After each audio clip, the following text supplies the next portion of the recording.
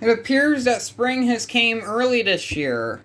The snow has melted. It's a nice 49 degrees outside, maybe 50. I don't really know. But we have a good bit of rain.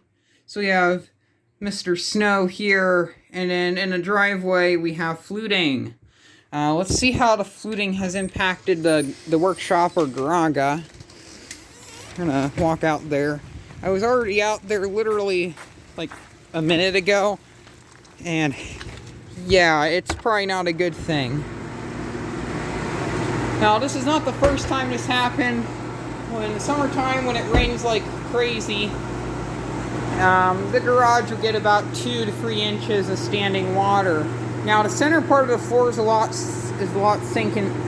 more sunk in, so it's just kind of a bit. It's kind of just a place to not put stuff at. So, last time I think it was like this. It was August, I think, or something like that. So we have some fans out here. We have some box fans. There's one there's one here, and then we have the 22-inch belt drive, which this is the first time this fan has actually ran in this year. This fan has not ran since last summer when it was hot out here in the fall when I didn't want to use the air conditioning. So, yeah. It's helping drying off the floor. We have the 1960s Bursted Zero, which is running on high. And then back over there is a 1960s Dominion, which I've yet to film. I literally just picked up this fan. I've not restored it yet. It's not in the best of condition, but it really needed to be cleaned up out here. So the air, having moving air in here is always a good thing. Have all the ceiling fans on.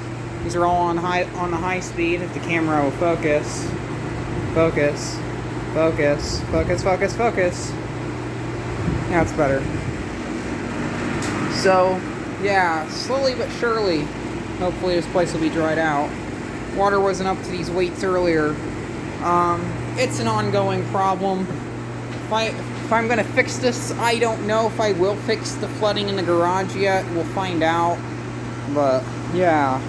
Another note, I'm up here in the top upstairs at a workshop, just tinkering around with some things. I was messing with these wind machines the other day. I just finished parting out some boom boxes and a VCR player. So, it's kind of clean up here.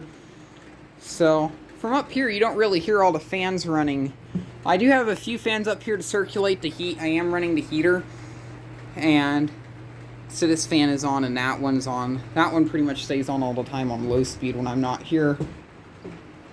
I'm working on getting this part over here cleaned off. Yeah, the fluting's not really good. We'll go down and open up the door.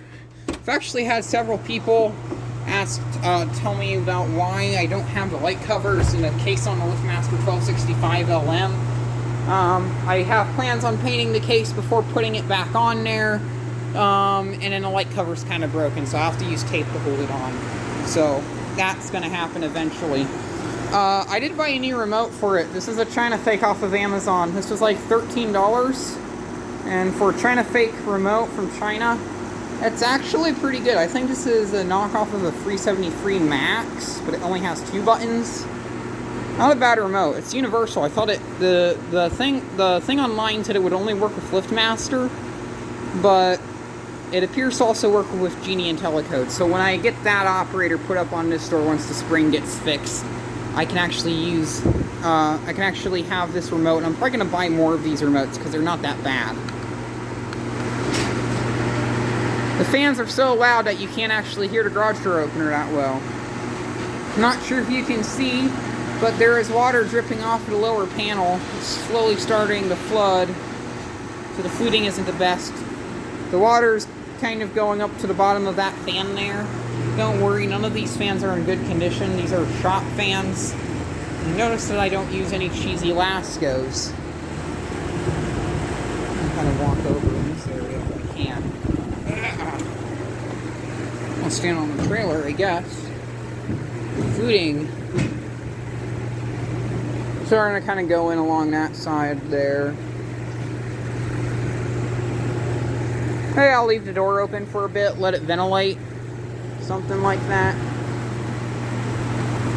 fans, I don't know if they're really helpful when this happens, but most likely all of these fans will be on for the next few days.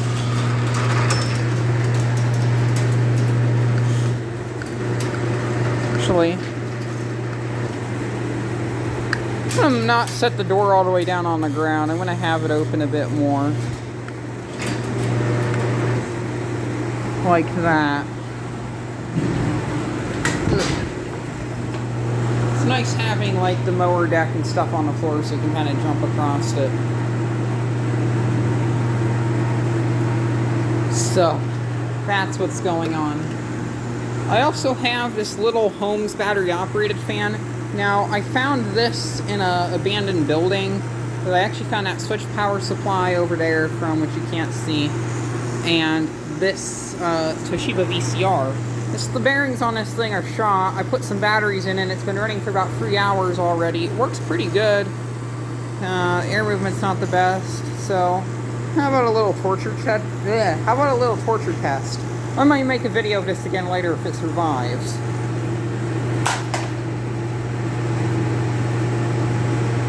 See if this thing is still going. I can't tell if it is or not. So back of this thing, it worked. I threw it into the water and it appeared to have stopped, and I noticed one of the little battery contacts got broken off in there, so I'll fix that. I'm going to probably let this air dry overnight, and I might actually take this apart and clean it and then make a video of it in the future. I don't know. This thing's kind of weird. It's unique. Pretty sure a lot of fan collectors as a kid had these. I sadly never had one, but they're nice little things. A little cute little portable fan. A little blade there.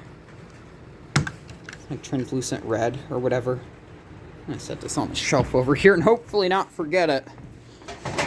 So fluting's still pretty bad. But yeah, fan didn't survive.